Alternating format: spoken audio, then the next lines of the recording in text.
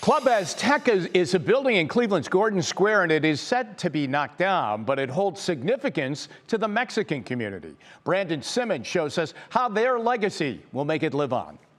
It is important to preserve this history because for so long, this history has been buried. This history has not been allowed to come to light because the stories of Latinos and Latinas, Latinx, Chicanos, Chicano, Mexicano individuals' success in America has never been something that has been allowed to be spoken to. A lot of us live our lives here invisibly. Bella Sin is part of the Comite Mexicano de Cleveland, an organization that promotes Mexican art and culture in Northeast Ohio. That organization, along with the Young Latino Network and the Cleveland Foundation, are partnering to preserve Club Azteca's history and legacy. I want everybody to think of a broader term than just the Azteca and the building itself.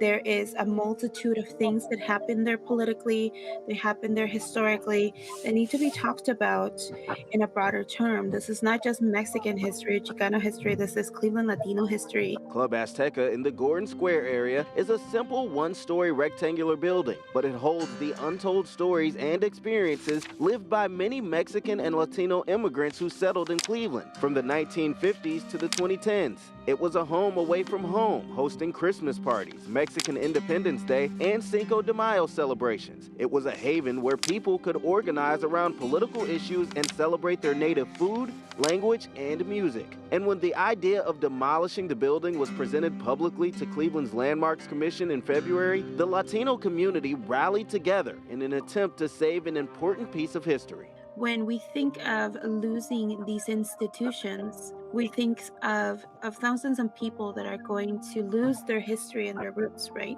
And understanding how important these little buildings are to us is crucial. Based on the proposed plan for new mixed-use development on the site of Club Azteca, the building will be removed by the end of the year. Bella Sin, along with other community leaders, are working on placing a historical marker at the site, archiving a collection of items including signs, programs, and photos, and adding to the archival information available at the Western Reserve Historical Society and other public institutions. One of the things that I need to make clear is that nobody owns this history.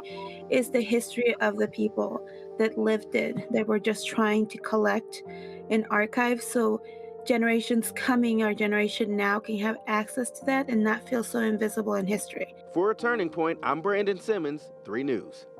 Now, the leaders of this project say their future goal is to create a Latino museum here in Northeast Ohio, but right now they're focusing on examining and organizing items of Club Azteca.